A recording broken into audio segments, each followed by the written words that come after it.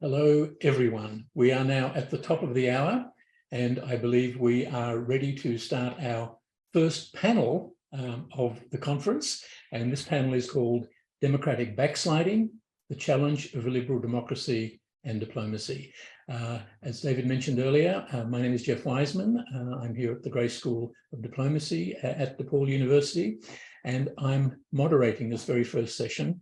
And the theme of this panel is, as David and Andy Knight described, to better understand how, in some ways, putatively democratic states, based on the standard measures, are retreating from many democratic norms. And to help us consider this problem, we have three speakers addressing key cases in different regions of the world: in Europe, India, in South Asia, and Brazil in South America. And our first speaker is Professor Chrisitan Lequesne, who completed his PhD at Sciences Po in Paris.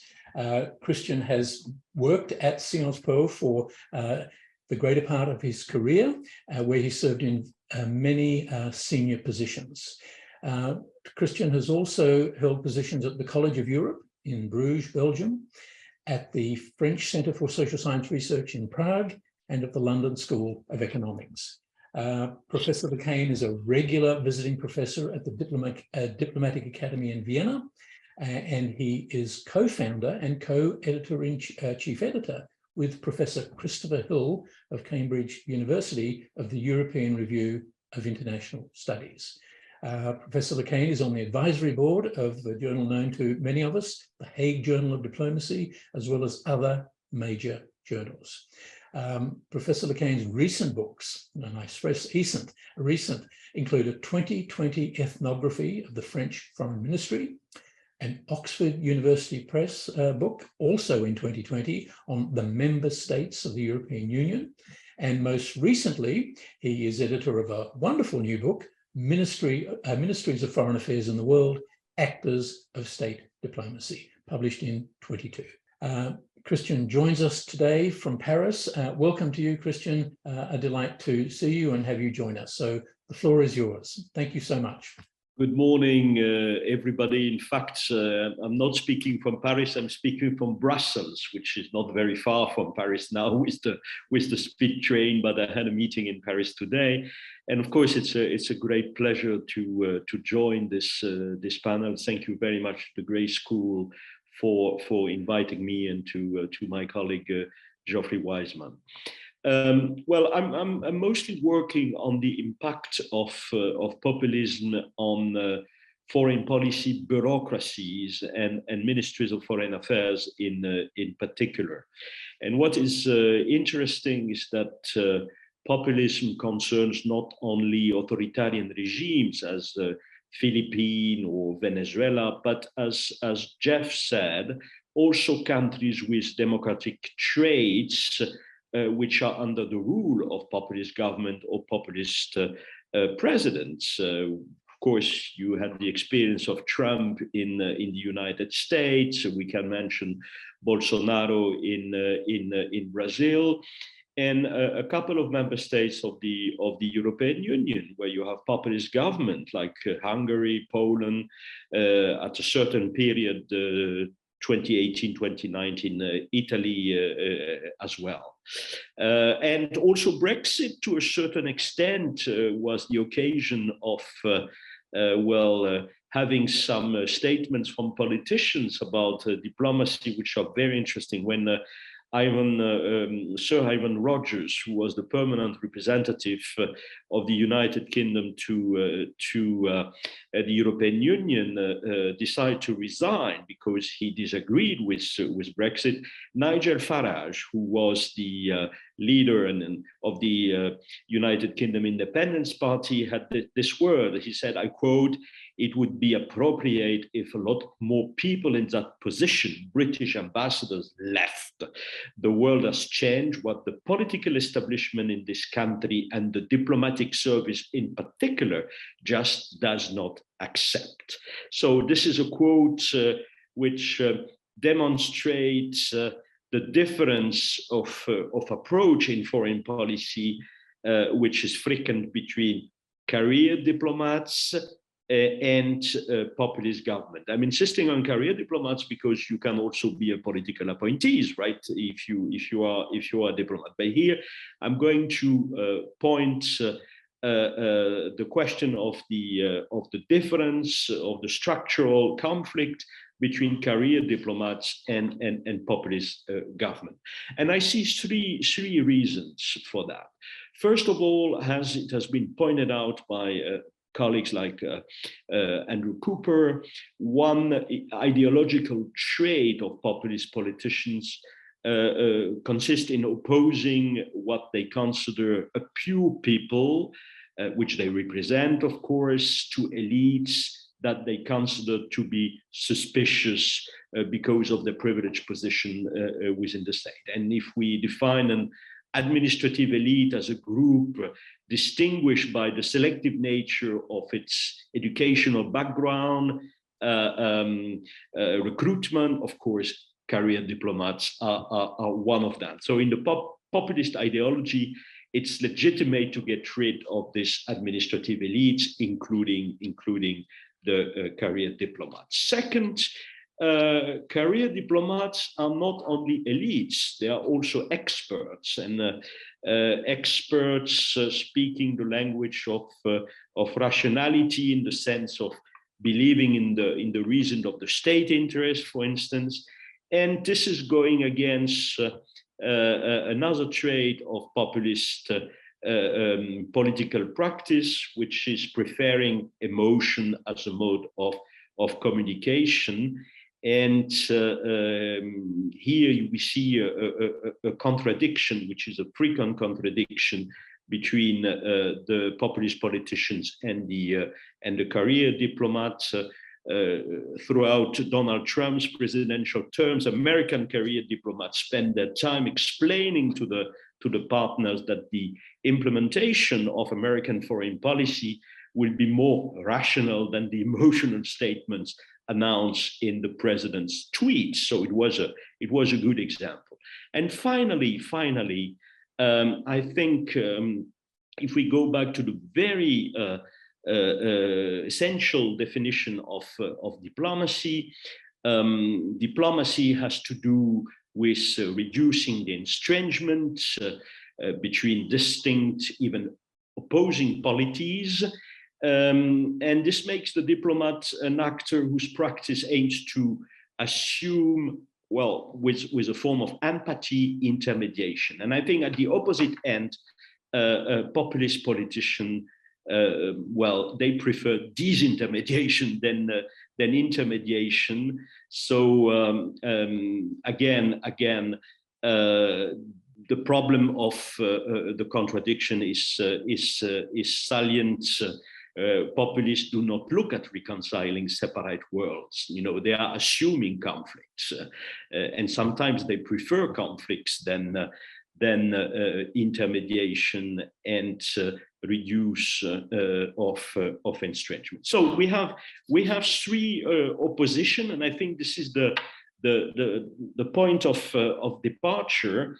And the next question, of course, is in illiberal democracies, what about the political capture of diplomacy by populist governments? And here, based on my empirical work on EU member states, especially Austria, Italy, and Poland, I have to say that we have to be cautious because institutions do matter, and it makes the situation different from one national framework to another.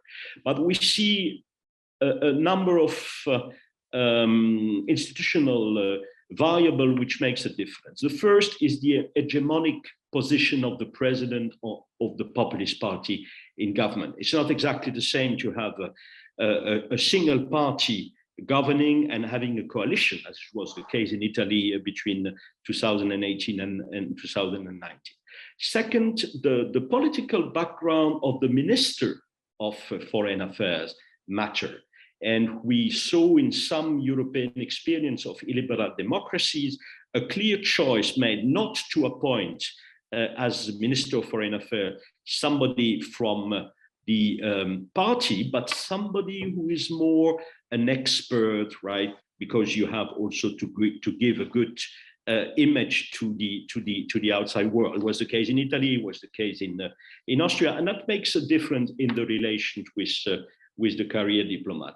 And finally, the professional status of the career diplomats matters. In Poland, the status is not so strong because the service had to be totally rebuilt after 1989. But if you take Austria or if you take Italy, it's different. In Austria, for instance, you even have statements, a law which says that access to an ambassadorial post is reserved for career diplomats by law. So it's not possible to be an ambassador if you didn't pass the exam to go in a career. It's the only case we have in Europe like this, but of course it's a strong protection. In Italy, you have also a very old tradition of corporatism inside the state of the career diplomats, which have protected them. So you see, when we're saying that, what is interesting for research is to conceptualize a bit more the relations between the politician and the career diplomat, and the experience of populist governments presents a fantastic opportunity. Fantastic opportunity to go further and to understand more what has not been so much studied in the literature. Well, Jeffrey Weissman is an exception, of course, because he produced a fantastic chapter recently about the diplomacy politics nexus. But this is what we shall investigate a bit more. First of all, with populist government, and I will finish there. We can see that if populists claim to represent change in the field of diplomacy, it's a bit different, because diplomacy has to do a lot with continuity, routine, and this is a comparative advantage for career diplomats, because the diplomats have the institutional memory. Well, they stand for continuity, and they are quite successful in doing so. So there is a sort of discrepancy between the discourse of populists on foreign policy change and what happened in reality. And here you have the explanation, or one explanation also, of why diplomats do not leave the service when populists are there, but they choose to stay and accept the situation. Second, I think populist governments, after a couple of months in power, will realize that the exercise of power means that it's difficult, especially if you are a democracy. We're speaking about illiberal democracies, to refuse intermediation with international partners, because if you do so, you become a pariah in the international system, and I don't want to become pariahs in the international system. So after a couple of months, they accept, the compromise. And again, my European case studies show that relatively well. And finally, the career diplomats know that great part of what populists are claiming is about rhetoric, or a thin ideology with less concrete effects on the making of diplomacy. So they have to be prepared to accept the verbal overstatements, but knowing that at the end, frequently does not change so much in the foreign policy making. So in conclusion, I would say that all populist governments, of course, start with being in conflict or in structural conflicts with career diplomats because they are elites, because they are experts, because they are mediators, the diplomats.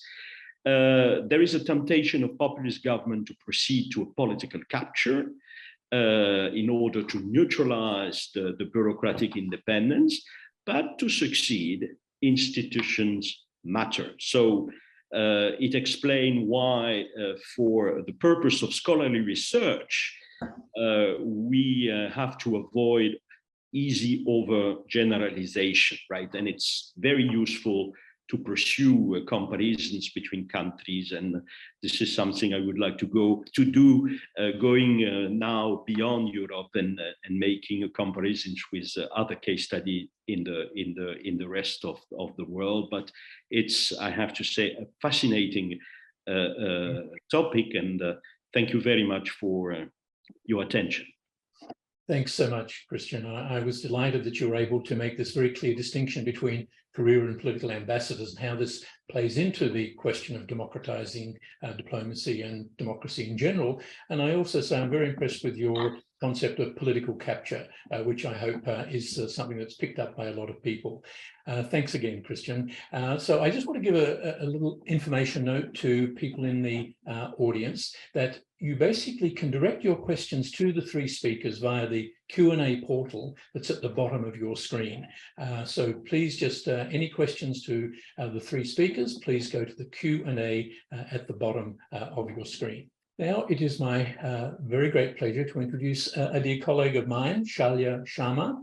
Shailja is Professor of International Studies and the co-director of the DePaul Migration Collaborative. She is the author of Post-Colonial Minorities in Britain and France in the Hyphen of the Nation State, which was published with Manchester University Press. And she is editor of New Cosmopolitanisms, South Asians in the United States, Stanford University Press. Shailja was a Fulbright Fellow in India in 2018 and 19, working on a project on violence, memory, and citizenship. She writes for public outlets, including newspapers and journals in the US and India. She also serves, I can say, as a dynamic colleague on the advisory board of the Grace School. Welcome, Shailja. Thank you so much, Jeffrey, for that wonderful introduction.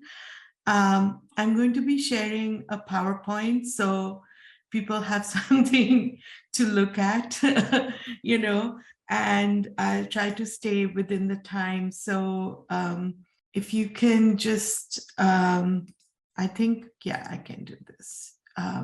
So I'm going to be talking really picking up on Christian's talk, not so much about political capture, but institution capture. You know, one of the things that we've seen with the BJP in India is they are populist and they're authoritarian, but they're also very, very smart. And they've located that a lot of the resistance and blockages in their plans come at the level of state institutions like the press, the judiciary, you know, the diplomatic corps. And Jeffrey was kind enough to share an article recently about how the diplomatic corps is reacting. And so part of what I will do is talk about the modes that they employ in order to establish their agenda. And then I'll talk about two popular movements that have taken place in the last 5 years that have challenged their power. So briefly, the background to the BJP is that it is one of a whole system of organizations that are grouped under something called the Sangh Parivar or the Sangh family, which is an offshoot of the RSS, a banned movement in India that's existed for almost 100 years. And it was a member of the RSS that assassinated Mahatma Gandhi. And as a result of that, they were banned for many years. But that ban was lifted in the 1960s. And they have become a really powerful grassroots movement. So the Sangh Parivar in general consists of hundreds, if not thousands, of think tanks, temple associations, newspapers, media outlets, and together they form this ecology of extreme Hindu majoritarianism that co-opts the language of nationalism, right, in order to establish their supremacy. And at the top of that system are two people, Modi, who is the prime minister. And as you can see in the picture that I've chosen, he's combining a sort of Hindu religious garb, with the white beard and the saffron and so on, with his position as prime minister. And then you can see here his home minister, who is also functions as a kind of henchman, but really he is the home minister, but he's also general secretary of the BJP. So he occupies many roles and is largely responsible for carrying out the Sangh Parivar's policies in India. The Sangh Parivar is very, very influential, not least because it's able to raise a lot of money, not just in India, but in the UK specifically, with the large diaspora that is there, and in the US. And in the US alone, they raised over $158 million in 2019-2020. And the picture that I have here is taken from an Independence Day parade in New Jersey in August. And what you can see is one of the BJP's star chief ministers on top. His picture is on top of, and there's Modi right there, on top of a bulldozer. And I'll come back to the issue of the bulldozer in a bit. But all this to say that they are very, very influential. Okay, what does this mean, right? This means that over the last 30 years that the BJP has been in power, first at the state level, regional states, and then at the central level, effectively citizenship has become divided in India, and it's become in a triangular kind of thing. At the apex are sort of upper caste Hindus, and then at the bottom are lower caste Muslims and Dalits. So formally, India is a democracy, one person, one vote, but effectively it has become more akin to an authoritarian, semi-dictatorial state. And the ways in which this change has been affected is there has been a recurrent anti-minority discourse against Muslims, against Christians, against Sikhs, against Dalits. Intellectuals and journalists who speak out are jailed under anti-terror laws, which means that they cannot be bailed and they cannot sort of, in many cases, get lawyers to represent them, and there's no habeas corpus. And this level of anti-minority majoritarian discourse has become a common sense understanding of citizenship, which means that it's been normalized in India. Okay, this has been carried out through violence, but it has also been carried out through popular culture, through the hijacking of universities. In India, a lot of universities are partially funded by the government. We have very few private universities in the way that we have in the US. And so through withholding or granting financial help, the BJP has succeeded in replacing all the vice chancellors of the main elite universities in India, and has basically dismantled critical voices from within student unions, within faculties, and so on. So, scholars are banned from doing research on sensitive issues. So not just scholars in India, but if I were a Fulbright scholar in 2022 and want to go into the research I did in 2018, I would not be given a visa. And organizations like the Fulbright have basically accepted this diktat from the top. So I want to talk a little bit about like the forms of violence that are used, because that's what my research is on. And a lot of it is in the form of spontaneous violence or mob violence. And you can see when Modi was chief minister in Gujarat to 2019 in Delhi, these forms of violence are carried out with a lot of state help and aid.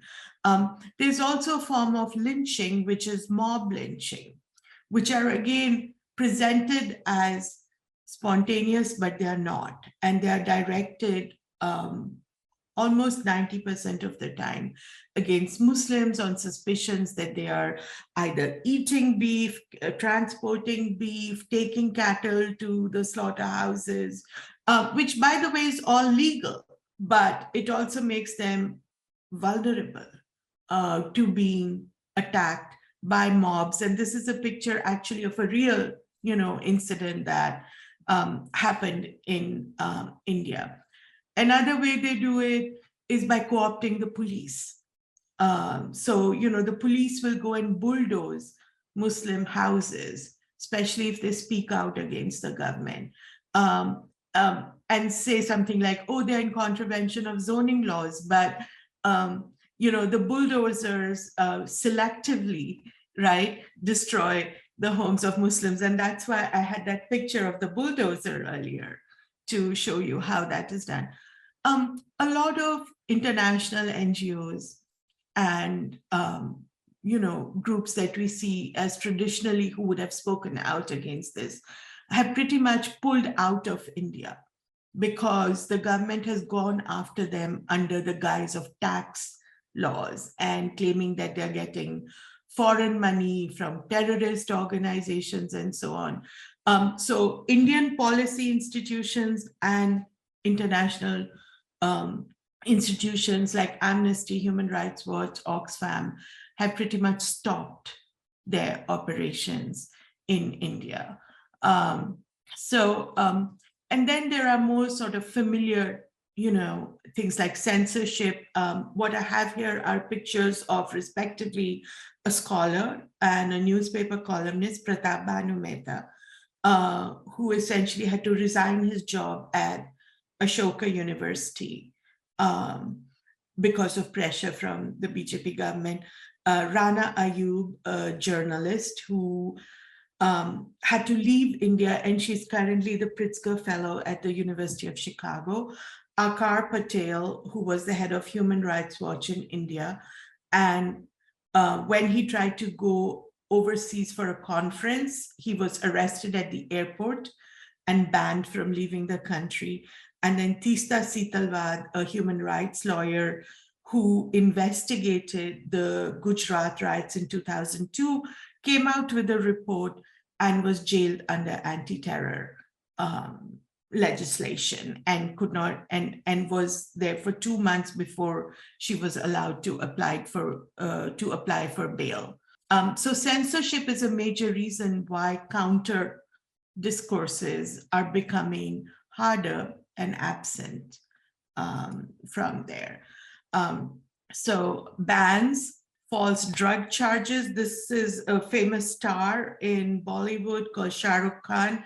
His son, Ayan, was jailed on false drug charges because Shah Rukh Khan had spoken up against the attacks on Muslims. There is a huge sort of communication arm of the BJP that works to normalize these kind of tactics through WhatsApp, through Twitter. They have their own newspapers. And the prime minister often will blur the roles of being a religious ambassador and the prime minister. So their success, clearly this is, as Christian pointed out, something that we see across the world right now in Hungary, in Turkey, in Brazil, and the US, right? The US is also a place where these tactics are carried out. In addition to that, our Prime Minister has never held a press conference, much like President Trump. Laws are passed in the middle of the night with no debate. You know, all the organizations in India that collect reliable statistics, their work has been shut down. So up until now, we don't even know how many people died or were rendered unemployed as a result of COVID. I want to end by just showing you a couple of movements that happen in India that give us some hope. One is a huge movement against a Citizenship Amendment Act that was passed in 2019 that basically said we will give refuge to any Hindu refugees and asylum seekers, but only Hindu ones. No Muslims, no. And this is in the context of the Myanmar refugees in India. So Muslims in India organized along with Hindus and Sikhs, but they were in the forefront of it, asking for this law to be repealed. These are some pictures that I was there during that time, and I took some pictures of these marches. And you can see that a lot of them are appealing to a broad fabric of society and saying that we all need to come together in this. Universities were at the forefront of this. This student, Safura Zargar, was actually arrested and in jail for a year. She was recently released while she was pregnant because she spoke out against the CAA. And then there was a huge women-led march in Shaheen Bagh in Delhi that, you know, basically held a peaceful protest blocking a road. And this was forcibly sort of dismantled by the government under the pretext of COVID. And then there was a farmers' protest. So this is my second example, a farmers' protest in 2020, 2021. And I'm going to show you a video of this protest because it basically blocked a highway between two major agricultural states. So things couldn't move. You know, all these farmers just camped out on the road, and they were very successful in repealing these laws because, you know, the neoliberal tendency is to, you know, work against labor rights, farmers' rights, trade unions, because these voices are critical of the government. So I think I may be running out of time, but I want to leave you with this picture. This is just outside Delhi in Sonipat, and it's a very interesting picture. It was at a dhaba, a roadside restaurant outside Delhi, and you can see the apartments at the back. You know, it's the encroaching city coming into the farmers' areas, and the dhabas were basically lifelines, and in the middle you can see tents of the farmers' protest. They would let them park there, wash there, offer them free food.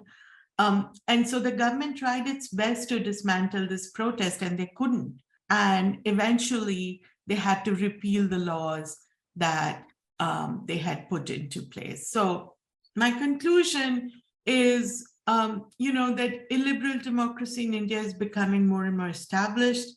It shares neo-fascist strategies and techniques with other states across the world. It's deeply enmeshed in neoliberal policies of hypernationalism, masculinization, control of social media, demonizing minorities, and taking control of institutions. And grassroots movements might have checked its progress, but the middle class forms its strongest base. And that is why it will probably stick around for a while. So thank you so much for letting me share these images and the talk. Thank you, Shailja. That was wonderful. I wanted to just remind people in the audience that you can post a question to the speakers via the Q&A portal at the bottom of your screen. And after the three speakers have made their remarks, I'll then pull out the questions and we'll try and answer as many of them as we can. So the third speaker on our panel is Fabricio Chagas-Bastos. Welcome, Fabricio. He is an assistant professor and EU Marie Sklodowska-Curie Fellow at the University of Copenhagen's Department of Political Science. His research integrates insights from politics and social psychology into the study of international relations and knowledge production, or how non-Western states seek influence in their engagement with international order and institutions. Fabricio's primary substantive areas of concern are foreign policy and diplomacy, security studies, and knowledge intellectual history. He completed his doctorate in international relations at the University of Sao Paulo in Brazil and another in psychology at the University of Melbourne in Australia. He's held visiting positions at the Australian National University, University of Cambridge, and the University of Sao Paulo. He joins us today, I believe, from Copenhagen. Welcome, Fabricio. Thank you, Jeff. Thanks for the kind presentation, and thank you for the invitation.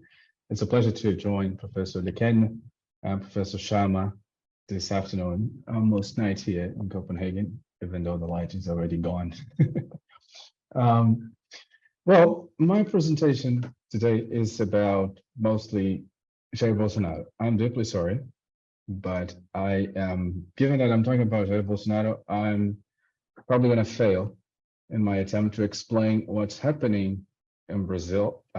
Bolsonaro is not the easiest subject to talk about. I can't make the presentation work well, but here we go. Can you see the screen, the presentation, or are you seeing my PowerPoint? Yes? Okay. There's a problem with my, let me timestamp myself, give me a second. There's a problem with my subject, is that it causes a lot of passions. So the more I badmouth Bolsonaro, the better, but the attempt here is to give you a sober understanding of what Bolsonaro, not only foreign policy, but diplomacy or diplomatic practice had been. But in the end, what you're going to find is that the substance of Bolsonaro's diplomatic practice is basically noise and hot air. Some of you may say, well, but there's a place of destruction behind him with the Amazon fires, with more than 600,000 people dying from COVID in Brazil. But yes, those are very important impacts, but I'll try to show you why I'm calling it noise and hot air. So we're talking about this person. As you can see by his very clear profile, it's not the most cool-headed gentleman to be a president in Brazil, very much called a Trump of the tropics. I'm going to use, and that's why I started apologizing, what Antônio Carlos Jobim, a pianist who invented bossa nova, quipped once, saying that Brazil is not for beginners, because things change so much that even the script writers of House of Cards, for instance, would be really envious about the speed of political change and political events in Brazil. To give you a bit of background, Bolsonaro was elected in 2018, much like Trump, as an anti-establishment politician. But there is a bit of a problem here, because he spent almost 3 decades as a federal deputy, as a representative in Congress, with a very thin record of congressional achievements. And his military life, because he was a former captain, he was expelled from the army in 1988, moved him from the far right, and he seemed to admire Donald Trump and then start to mimic Trump's behavior. The agenda, the political agenda around Bolsonaro is not one of building alternatives, political alternatives, economic alternatives for Brazilian developmental challenges. Was a basic agenda of destruction or tearing down everything that happened after 1985, when Brazil went back to democracy after 21 years of military regime. As far as I could see, and you can follow from the press, there are no alternative plans. Bolsonaro hasn't produced anything as an alternative for Brazilian challenges. And specifically in terms of foreign policy, understood as a public policy, what he produced is a disjuncture between what had been happening historically in Brazil, the rapid rise of Brazil during Lula da Silva years, the stabilization, normalization about Brazil as a global player during Cardoso in the mid-90s years. What Bolsonaro had done was basically dismantling and destroying things. To give you a bit of method to understand how we came up with those findings and detail them a bit more, I interviewed more than 35 high-ranked diplomats, ambassadors, first secretaries, council of ministers, diplomatic corps in Brazil, about 1,400 diplomats. So some can say that it's not representative enough. I kept the sources anonymous to avoid career retaliations. I looked for a very balanced and ideologically balanced sample to avoid criticism on people telling me that I was interviewing only left-wing diplomats or not privileging the other side, as usually the right would argue. I started research in the first year of Bolsonaro's government, so 2018, and still collecting data. And the two main methods were using primary sources and open source intelligence. So I analyzed tweets, analyzed diplomatic cables, official documents, decrees, memos, etc. And the first step to understand how, what's the substance of Bolsonaro's diplomatic practice is understand the ideas backing up his moves. Bolsonaro doesn't have much intellectual rigor, doesn't know any kind of intellectual sophistication. So he teamed up with a pseudo-philosopher who lived actually in Virginia, passed away last year, Olavo de Carvalho, to provide some sort of sounding frame for his unsophisticated, nationalistic, and authoritarian set of beliefs. This means that there was an incoherent, I would say, amorphous patchwork that puts together culture war, a pre-modern crusade of Christian values with a anachronistic McCarthy-esque campaign against a potential resurgence of communism, all those cast in a messianic tone that recycles to Brazil the discourse of the American alternative right. It feels like a fast food quality thinking with a critical appropriation of historical Anglo-Saxon Puritanism, combined with the strategy used by Donald Trump and Steve Bannon to overtake government by social media, or to create the impression that social media is the public opinion, and then capture and dominate political discourse. This is mostly and resonates with the public, fueled by a sense of entitlement held by the traditional classes and their anxieties, based on a loss of social status stemming for the reduction of poverty and redistribution policies over the past 15 or so years. We could call this unusual blend of ideas as a fake religion that mimics symbols of Christianity, and in particular evangelical Christianity. Let me give you a short example. Bolsonaro traveled to Israel in 2019, and he clearly stated that Nazism was a left-wing ideology because it was a National Socialist party. And the German embassy in Brazil was angry, tweeting that was ridiculous, and the Israeli community across the world did the same. So this is just to give you an idea of the intellectual level of Bolsonaro. But that doesn't mean that damage cannot be done, and it doesn't mean that Bolsonaro is unintelligent or even, let's say, dumb. This means that when there's no policy, or it seems to have no policy, we have consequences. So let me rephrase it again. So what happens to diplomacy when the new foreign policy is not a policy, it's something else? What happens is, for the institutions, for instance, the minister is not the bride and the best. The minister Bolsonaro chose at first, Ernesto Araújo, was the third to be picked. The first candidate said no thanks. The second candidate was seen as too old for the position, lacking energy to carry on the task of a minister. The third, who was a high-level diplomat serving at the United Nations in Geneva, simply dismissed the invitation, ignoring the president. And Araújo, who was recently promoted to the category that could be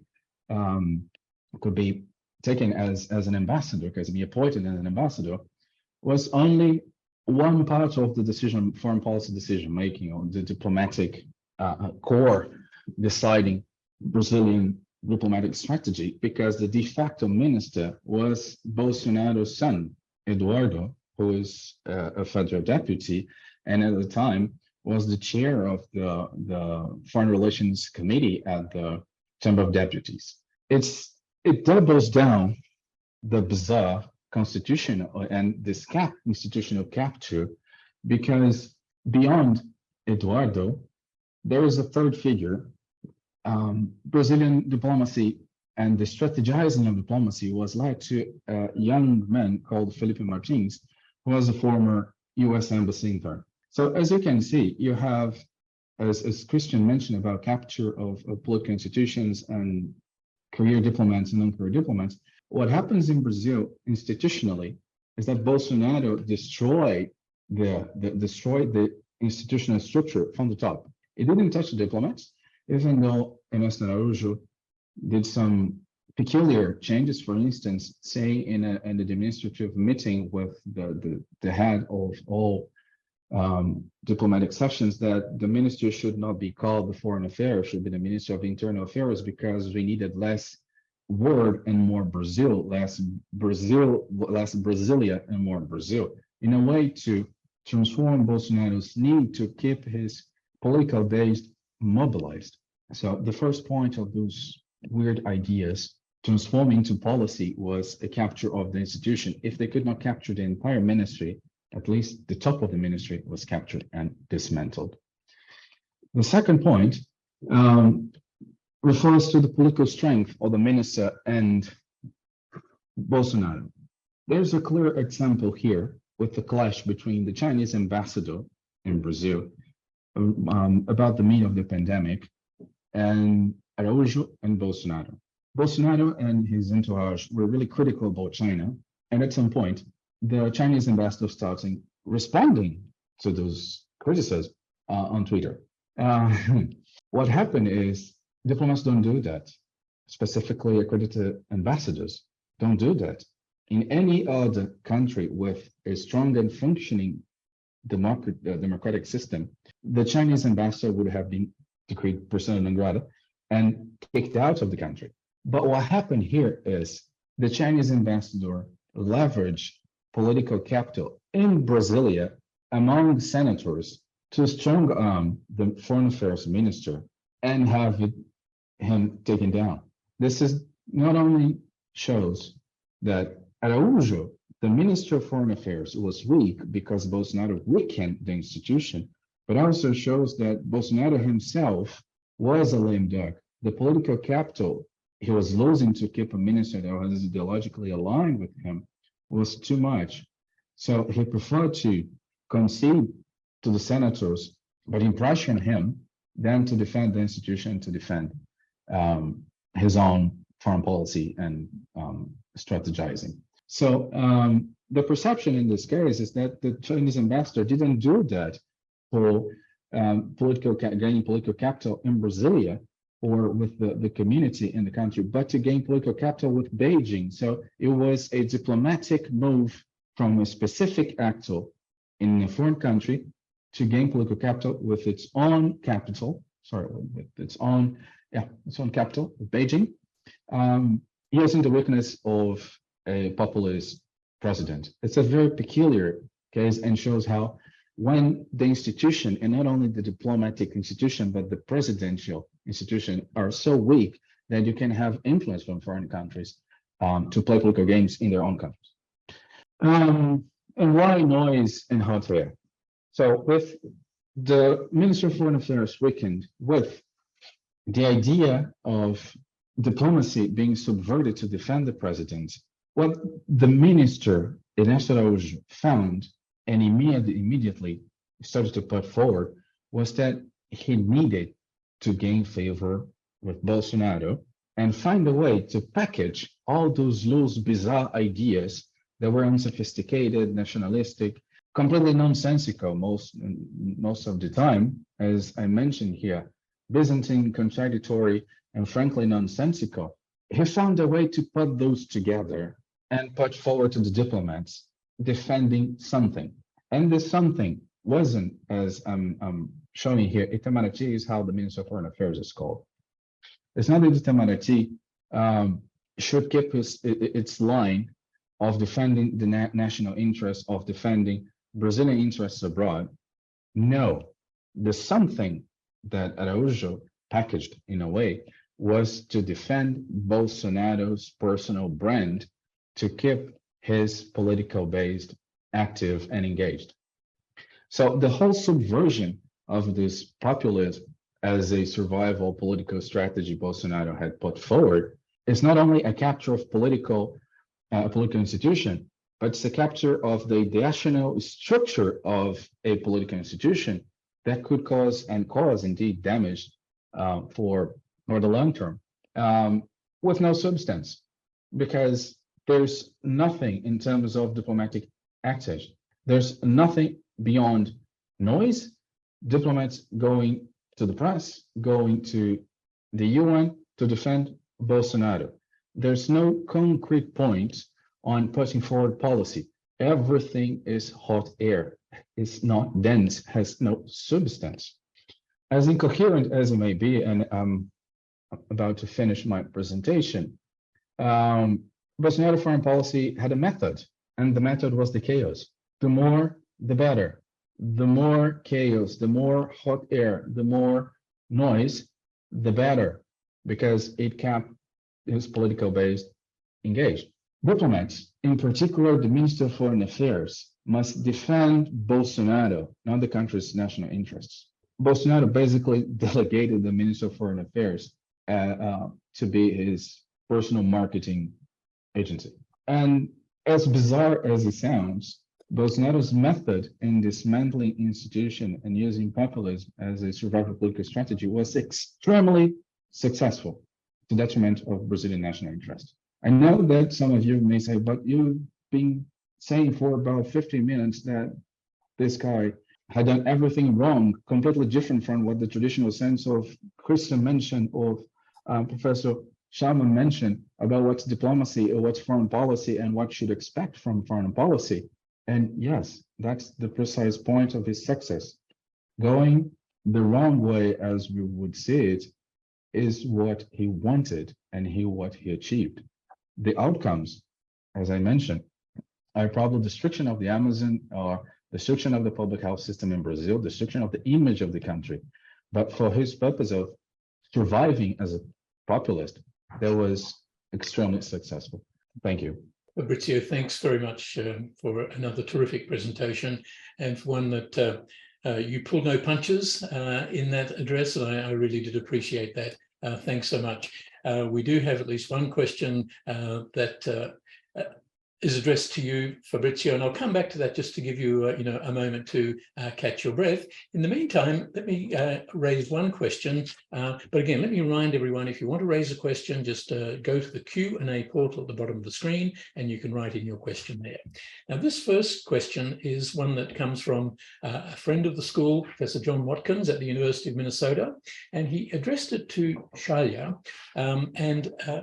I'm going to read Professor Watkins' question because it is particularly fascinating and interesting one. And here it is, Shailja. And so John Watkins asks, it almost seems paradoxical to a non-Indian specialist that something as diverse as Hinduism, historically an array of divergent practices and beliefs, became an effective basis for an increasingly totalitarian state. He says, I suppose the same happened with Shinto during the late Meiji period in Japan, so there is a precedent. But how did it happen in India? And how has the appropriation of Hinduism by the regime changed the religion itself? Shailja.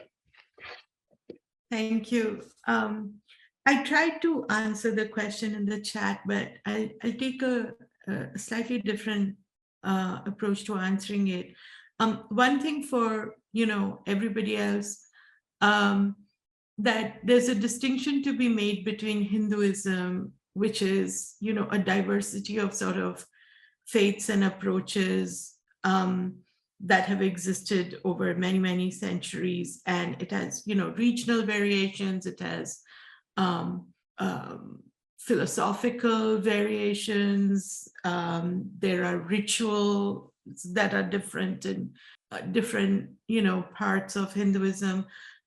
What the Modi government and the BJP have essentially succeeded in doing is reinventing Hinduism as something that in India is called Hindutva, which means Hindu-ness, I guess, is the closest, approximation to it. And one of the things that they did is they've tried to rewrite Hinduism as something closer to monotheism, right? Which is to say, as a single set of beliefs and represented by one or two male gods. Now, all of you who know even sort of the basic tenets of Hinduism know that we have something like 1 million gods and goddesses, and not to mention animals and trees, and we worship nature in all its forms. So the idea that Hinduism can be reduced to Ram or Hanuman, which are the two gods that the BJP seems to push, is ridiculous. And yet, in all their iconography, in all their publicity, in all the temples that they've chosen to fund and build, this is how they have transformed Hinduism into Hindutva. And Professor Watkins is right. I mean, it's a real tragedy, but it's a real work of genius in an evil sort of way. Thank you, Shailja. I have a question from one of our students. In fact, I'm proud to say one of my students, Caden. Your question is directed at Professor Lequesne, and I'll read it to you. Do we see the rise of populism affecting larger European organizations, such as the EU in general, or the European Commission? Yes, thank you very much, Caden, for this question. My answer is yes, of course, and probably the institution which is the most affected is the European Parliament, because the European Parliament, we have direct election, as you know, even if it's a transnational institution. And now we consider that, roughly speaking, 20% of the deputies of the members of the European Parliament are coming from populist parties which are anti-EU, especially far-right parties, but also far-left parties. Regarding the Commission, it's more complicated for the government. The government's appoints, or they propose for the appointment one member per member state, but the president of the Commission has a yes to say. And it was not always like this, but this is the consequence of a change of the treaty some years ago. So what people like Orbán in Hungary or Kaczynski in Warsaw are doing, they are sending, people who seems to be acceptable, right? They are members of the parties, but of course they are not the most extreme figures of the party. And it's very interesting because when foreign affairs, diplomacy is concerned, populists have the tendency to do that, right? And it's exactly the same with ministers, for instance, of foreign affairs.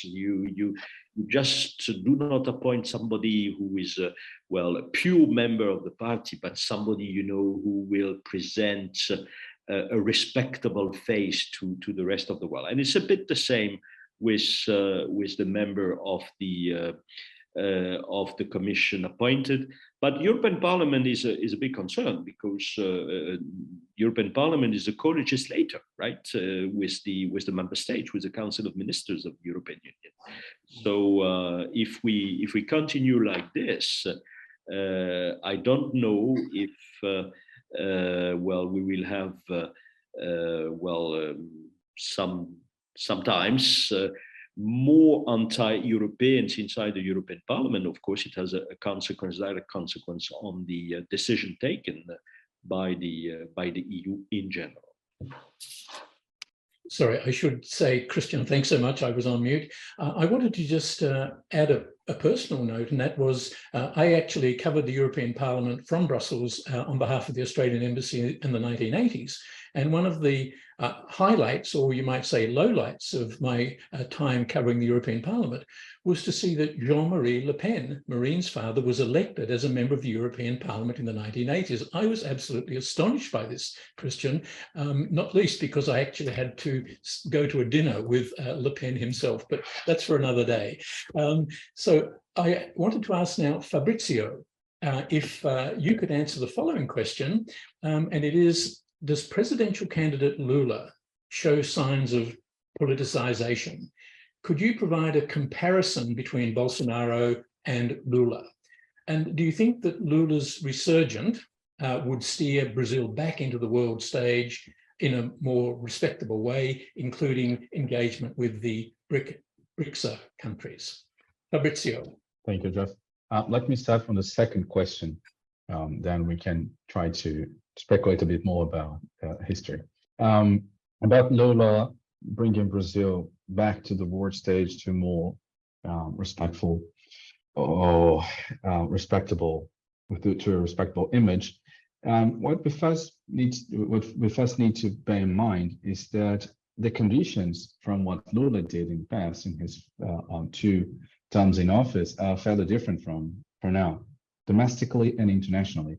At the time, we had the boom of commodities, with China buying a great amount of commodities, and a number of rising powers going together to the same direction. So Brazil, India, at the time, Russia was considered a rising power, China, South Africa, and now we have Russia waging a war against Ukraine. We have high inflation, had a pandemic. So the conditions are fairly different. So Lula cannot use the same methods he used in the past to attempt to pursue international ambitions as he did. So that's the first point. The second point is perhaps more personal note, and I'm deeply sorry if it's not so much scholarly, but everyone who's not Bolsonaro can do better than him. So just the fact that he's not praised the fact that Brazil is a pariah, as his minister said he proudly would be a pariah in the world. I think that says a lot. To go back to the first question about politicization and Lula, I understand that for most of the scholarship in foreign policy, politicization means that foreign policy is not ideological, and this is my psychological side, almost screaming that we are all ideological animals. There is no political action, there is no political attitude without ideology. Ideology understood as a set of beliefs that govern the way we not only behave, but our attitudes towards the world. So saying that Lula is politicizing foreign policy, I think it's a bit complicated, because it means that Bolsonaro is not politicizing. And so we have ideology in both ways. So we can I don't think we can say that. If I could compare Bolsonaro with Lula, it depends on which terms. If we can pick one specific term, with multilateralism, that probably goes across our panel, we could say that Bolsonaro deliberately decided to disengage from multilateral institutions. In particular, for instance, those coalitional multilateral institutions such as the BRICS. And Lula will probably invest time and energy to rebuild political capital, international political capital, using multilateral coalitions as the BRICS, or investing in South-South cooperation, or coordinating South-South actions, as he did in his two terms in office. Bolsonaro decided to disengage because the model, everything hinged on his foreign policy, on his personal relationship with Donald Trump. When Donald Trump left the scene, then there was no much more to do, and then he decided to disengage. So I think those are the two answers for the questions. Thank you, Jeff. Thank you, Fabricio. I have a question it's a multi-part question from Sally, and I think because of time, Sally, I'm going to ask the first question, which you've addressed to Shailja. Shailja, the question is, I believe the BJP is the largest democratic party in the world. What would be the alternative to Modi, considering that he seems inadequate based on your presentation? Shailja. I don't think Modi is inadequate. I think part of the problem is that he is extremely efficient, right? And that is something that's so fundamental to fascist movements that you see historically and currently, that they are very adept and that they are very rooted in institutions across the country, right? So in a way, what Modi has succeeded in doing is turning democracy against itself to serve the BJP's ideology. And, there are a lot of people who say that Modi is a figurehead, that it's the Sangh Parivar that's actually running the show, that Modi essentially carries out what the Sangh Parivar wants and translates it into state policy. So I think the democratic part of it becomes much more complicated when you think that part of what the BJP is doing is changing the limits of how people can think, right? He's narrowing everybody's vision so that they only vote and choose between two things that the Sangh Parivar wants, right? He's cutting off alternatives. And I think that's why even if Modi is voted out, though I don't see that happening, the changes that he has made to Indian democracy and to its institutions are going to be much harder to get rid of.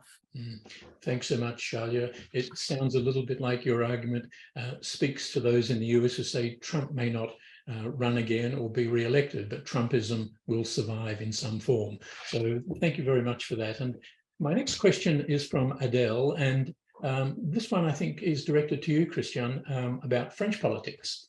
Adele, thanks you for your intervention, which was very enlightening. And the question is, in the event of a rise to power of the national rally, the English translation, following the presidential elections, do you think we could see France undergoing a process of democratic backsliding? Christian.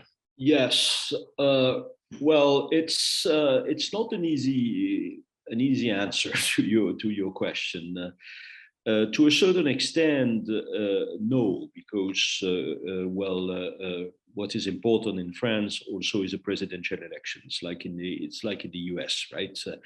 And Macron, succeeded in being reelected as a president. But then, when you look at the majority he has at the parliament, of course, there is a form of backsliding when you consider that we move from 9 far-right deputies in the previous legislature to 82 now.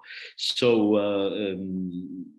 of course, when you're looking at this, the big question is, what about the next presidential election, right? Are we going to have a scenario equivalent to Trump, or a scenario equivalent to Italy now?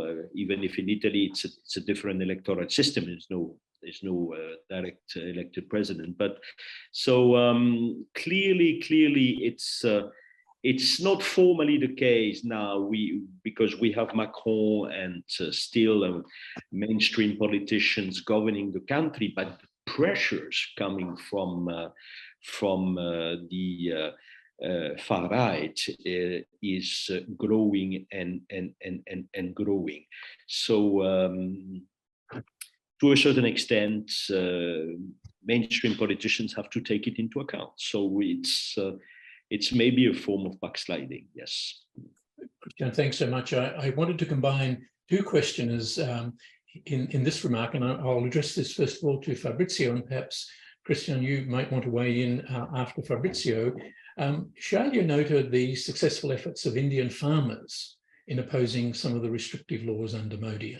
And this questioner asks, I'm wondering if you can think of any examples in your context, the European context, any country that you study, Christian, if non-state or grassroots diplomatic efforts, political diplomatic efforts, are in fact noticeable, discernible. What's happening, I suppose, at the grassroots level? And you've partially, I think, answered that in the previous response just now, where you said that, you know, the French people went to an election and re-elected Macron. So in a sense, that's the people speaking. But can you think of, you know, any outside an election process, grassroots or non-state actor activities that can basically contribute to, let's say, resisting the worst forms of populism that you do fear? Is it for me, or is it for... Yes, I'm sorry. I think I just did confuse things there. What if I go to Fabricio first? Because again, Lula is someone who is a highly popular politician, no doubt about it. And the big question is, will he become a populist? But Fabricio, can you tell us what the signs of, let's say, on the ground grassroots interest in this problem are, as you see it from Brazil? And then, Christian, I'll come back to you for either France or any of the other European countries that you do research on. Fabrizio, could you unmute? I'm sorry. Yes. I'm deeply sorry. I always do that. I think the main initiative of the past years, in particular with Bolsonaro being so aggressive and so extreme on his far right positions, the indigenous movement, who fairly well pitched to the United Nations, especially the Human Rights Council of the United Nations, the fact that they're being suppressed, the idea and the very label used against Bolsonaro during the pandemic, it was a genocide against indigenous populations, came from the diplomatic activity of the indigenous population in those multilateral organisms. And historically, the Workers' Party, Lula's party, had a very broad connection with other left-wing parties across not only Latin America, but across the world. I'm not sure if this is strong as it was in the past, in particular because of the advance of the right, but it still has some structure. But what's new and somewhat copies the same very structure the left used across Latin America is the right. So the famous conservative conference that the US had for years now has its South America equivalent happening in Brazil and then happening in Mexico, and they had, I think, in 2019 one in Australia. So the grassroots now for the right, for diplomatic structure of the right, is also gaining traction. So I would highlight those three main movements. So on the left, the formal party connections. The second, the indigenous people diplomatic activity. And on the right, this kind of conservative Christian or conservative religious coalition transforming into a grassroots political and diplomatic network across the board.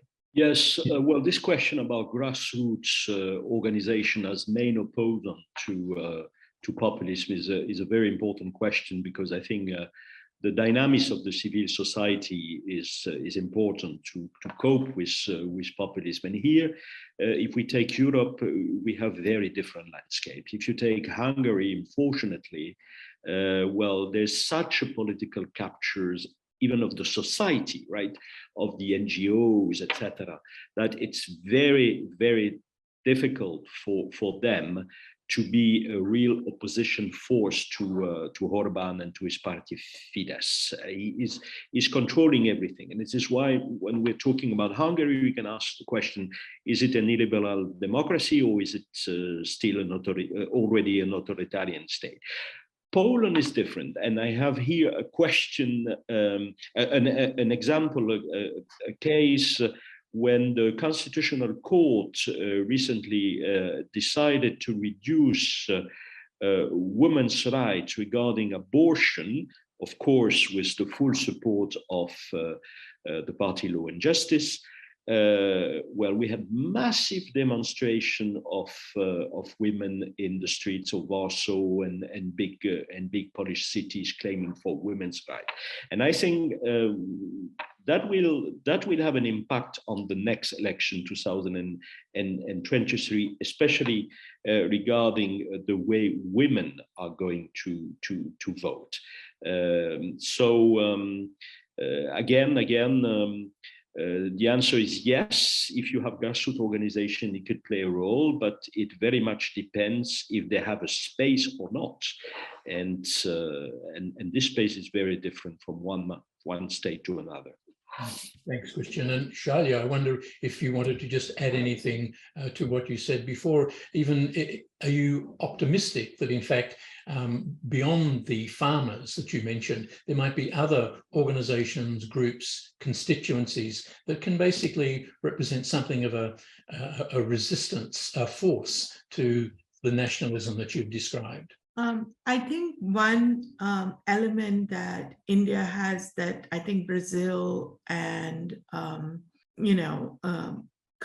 Turkey perhaps also have is that there are strong regional variations in society, but also in parties. So, we have one state that is ruled by the Communist Party. We have another one that's ruled by a more or less left-wing chief minister. Then we have, anyway, so there's a diversity. I don't want to dwell too much on it. So I think that is the reason why Modi might be really successful centrally in, taking over so many institutions and becoming so authoritarian, but at the state level, he still has to depend on other people and other parties. And right now, he's unable to break through that difference. So that's where I have hope. I think grassroots movements are good, but they're never going to